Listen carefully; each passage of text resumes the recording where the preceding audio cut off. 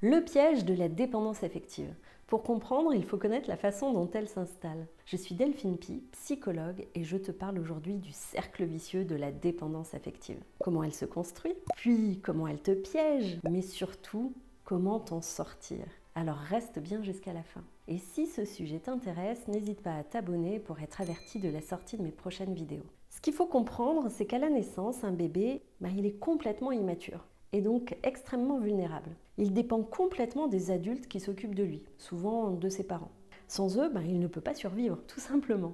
Et selon comment on s'occupe de lui, s'il se sent important, aimé, soutenu, le bébé il développe ou non une sécurité affective. Et le lien d'attachement qui s'installe durant les premières années, il va être ensuite intériorisé. Et ça, c'est hyper important parce que ça va impacter absolument toutes les relations, durant toute la vie. Selon Bowlby, qui est un psychiatre célèbre pour ses travaux sur l'attachement, les comportements d'exploration de l'enfant sont complètement liés à l'attachement, c'est-à-dire la façon dont il va découvrir et explorer le monde.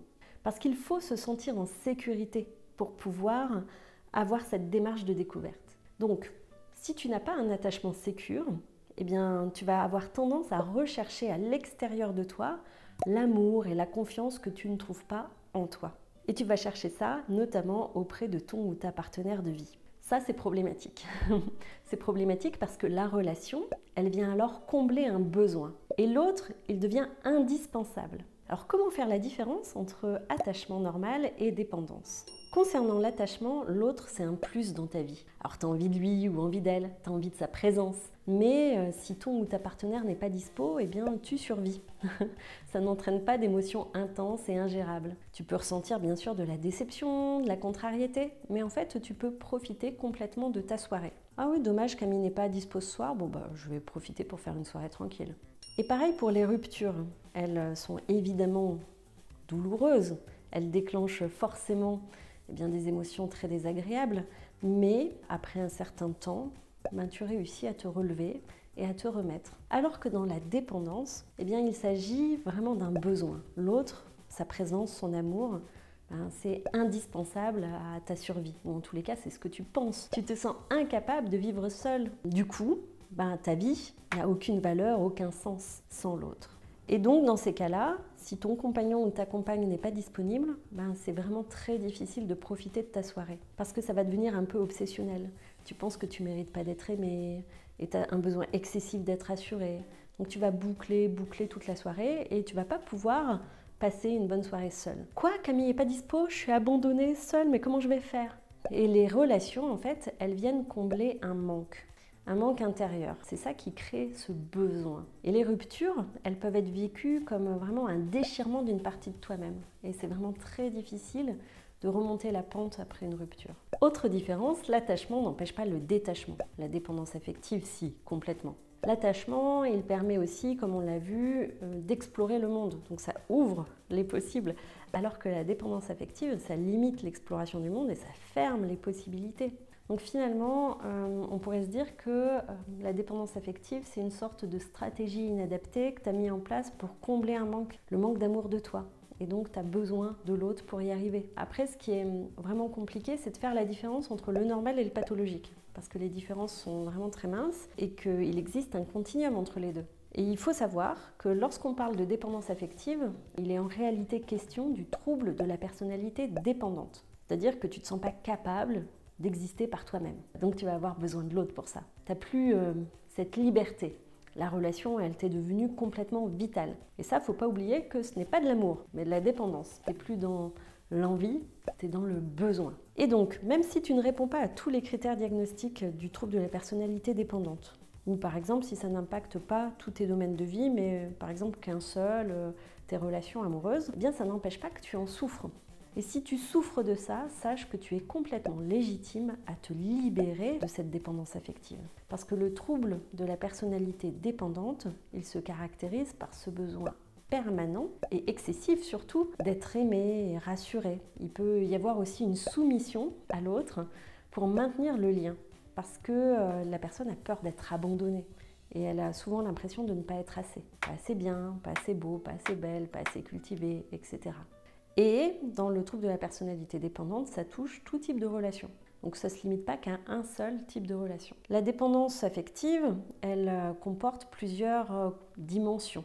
Elle impacte déjà les pensées avec des pensées récurrentes qui pourraient être du type « je ne suis pas assez »,« je ne peux pas vivre seule »,« j'ai besoin de l'autre ». Elle impacte aussi les émotions avec cette peur intense d'être abandonné.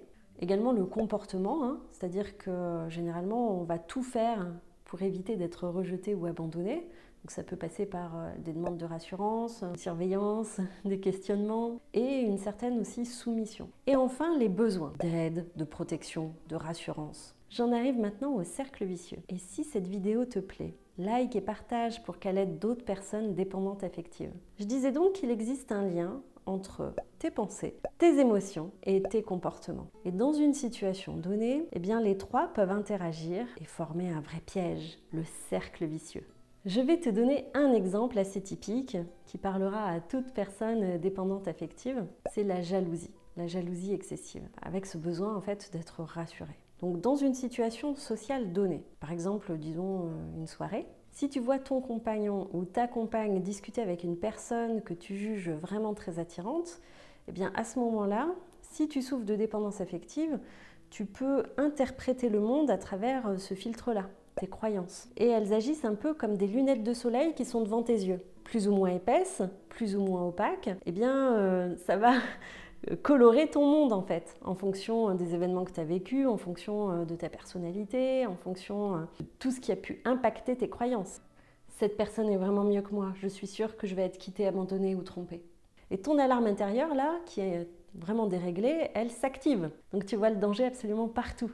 Et si tu te dis ça, effectivement, tu vas sûrement ressentir une jalousie un peu excessive, de l'angoisse, de la tristesse, ça peut même être un peu de dégoût de toi-même. Et alors la chose qui est vraiment très importante à savoir, c'est que les émotions, ce sont des messages, et des messages qui t'amènent à passer à l'action. Souvent ces messages sont là pour te dire qu'il y a un de tes besoins qui est satisfait ou au contraire qui n'est pas satisfait. Donc, par exemple, la colère, elle t'aide à t'affirmer ou défendre tes droits. La peur, souvent, elle t'aide à survivre, à éviter le danger. La tristesse, elle t'aide à t'adapter à une perte. Donc, si tu ressens cette jalousie et qu'elle est très intense et que tu ne sais pas trop comment la réguler, tu peux avoir envie de t'en débarrasser. Et souvent, la dépendance, elle concerne la régulation émotionnelle. Donc, tu te sens vraiment incapable de gérer ça seul, de réguler par toi-même. Donc qu'est-ce que tu vas faire quand tu as une émotion comme ça qui est trop intense? Tu vas la refiler à l'autre, à ton compagnon ou ta compagne. C'est à lui ou elle de te rassurer. Car toi, tu t'en sens incapable. Donc tu vas réagir. Qu'est-ce que ça va te pousser à faire, cette jalousie? Peut-être une crise de jalousie, où tu peux lui demander de te rassurer, où tu peux essayer de le culpabiliser, où tu peux lui faire la gueule, ou l'empêcher de sortir la prochaine fois. Tu peux fouiller son téléphone, etc. Tellement de choses. Imaginons que tu le prennes entre quatre yeux et que tu lui fasses des reproches. Je t'ai vu, tu étais en train de draguer, ça veut dire que tu m'aimes plus, etc. etc. Ton ou ta compagne peut, en tous les cas au début de la relation, te rassurer, te dire « mais non mon amour, je discutais juste, je n'aime que toi, etc. » Alors la conséquence, à court terme, c'est que tu es soulagé, instantanément presque. Oui, mais sur le moment, tu es soulagé. Ça, c'est vraiment le côté positif. Mais en fait, à ce moment-là, il y a un piège qui se referme sur toi. Déjà parce que c'est l'autre qui a géré ton émotion à ta place. Et que plus ce type de situation se reproduit, plus la dépendance grandit. Et parallèlement à ça, tu n'apprends pas à réguler tes émotions par toi-même. Donc l'autre devient toujours de plus en plus indispensable. Tu auras toujours besoin de l'autre pour te rassurer. Ensuite, deuxième problème, c'est que ça renforce tes croyances. Une fois que tu as fait la crise, tu te sens mieux. Ouf, heureusement que j'ai fait attention, sinon on aurait pu me tromper. Là, tu vois le piège, c'est que ça t'amène à être toujours sur le qui-vive, en hyper-vigilance, à faire attention à tout, à voir des menaces partout. Et donc, d'être dans cette anticipation anxieuse. Est-ce que tu vois où je veux en venir? J'imagine que oui. Je pense que tu connais ça très bien. Et ça ne s'arrête pas là, Non, il y a pire. Donc le pire là-dedans, c'est que ce type de situation va se reproduire. Et que, peu importe ce que l'autre dit, ce que l'autre fait, tu ne seras jamais vraiment rassuré. Lequel ne sera que temporaire. Très rapidement après, le doute, il va revenir. Et ça renforce tout ton système de croyances, ça impacte tes émotions et ça t'amène à demander à l'autre de te rassurer, de gérer tes émotions, etc., etc. Tu vois, le cercle sans fin. Et en plus, on n'oublie pas que dans ce cercle, il y a aussi l'autre. Et l'autre, lui, il peut se sentir étouffé. C'est-à-dire qu'il peut se sentir épuisé à cause de ça. Et l'amener à s'agacer ou à même finir par te quitter. Et dans ce cas-là, ça peut encore plus renforcer tes croyances. Ah, je savais bien que je n'étais pas assez bien. Je savais bien qu'il allait me quitter. Je savais bien qu'elle me quitterait pour un autre. Alors que non, c'est pas du tout ça le problème. C'est pas toi qui a provoqué la rupture, mais c'est la dépendance affective, tout ce qu'elle t'a amené à faire. Tout ce que tu veux éviter à tout prix, en fait, ça se produit. Et ça, c'est vraiment le cercle vicieux de la dépendance affective. Bien, ce cercle vicieux, tu vois, il est possible d'en sortir. À chaque endroit du cercle, tu as des stratégies possibles. Si on reprend les pensées, donc on disait que tu es avec tes lunettes de soleil, qui colorent ton monde, et bien en fait ces pensées que tu as à travers ce filtre, tu peux les questionner, les rationaliser, ou au moins les considérer comme ce qu'elles sont, juste des constructions de ton esprit, pas forcément des vérités. Tu n'es pas obligé de les décortiquer, de t'y accrocher, et tu n'es absolument pas obligé non plus de les croire. Donc l'idée, c'est d'enlever ces lunettes de la dépendance affective pour voir le monde un petit peu plus tel qu'il est. Être plus rationnel. Dans cette situation, par exemple, ça pourrait être de te dire « Bah oui, mon chéri ou ma chérie parle à quelqu'un que je juge très attirant, mais en fait, ça ne veut pas dire qu'il ne m'aime plus ou qu'elle ne m'aime plus, ou même qu'il ou elle va me quitter. En fait, ça n'a rien à voir, c'est deux choses complètement différentes. Il n'a rien fait ou elle n'a rien fait pour m'amener à douter. » Cette jalousie, c'est ça qui est la cause de cette dépendance affective. Mais là, il n'y a pas vraiment de danger rationnel. Donc il existe plein de stratégies cognitives, donc sur les pensées, pour t'amener à travailler et à prendre du recul par rapport à ça. Ensuite, autre possibilité d'action, ce sont les émotions. Donc apprendre à les réguler par toi-même.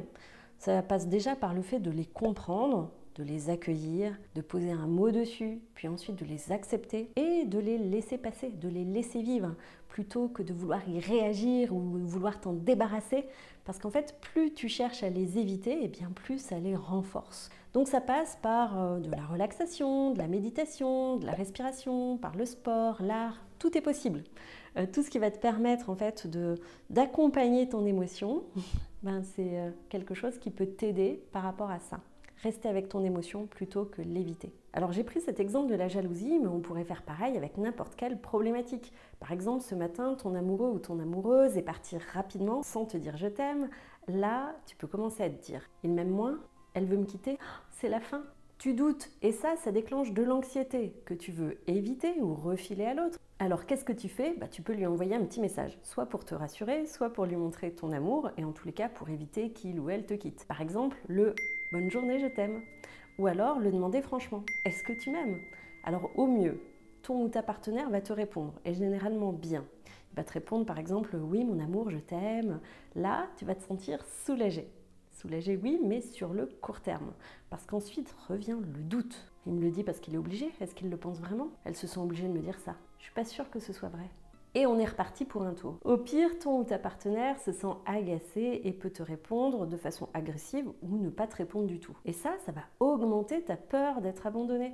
Et ça va t'amener à encore plus montrer que tu l'aimes ou demander encore plus de rassurance. Et là encore, tu vois, le cercle se referme et tourne, tourne, tourne, tourne. Alors moi, ce que je te propose de faire, c'est d'essayer de dessiner ton ou tes cercles vicieux par rapport aux problématiques les plus fréquentes que tu rencontres pour mieux comprendre leur fonctionnement.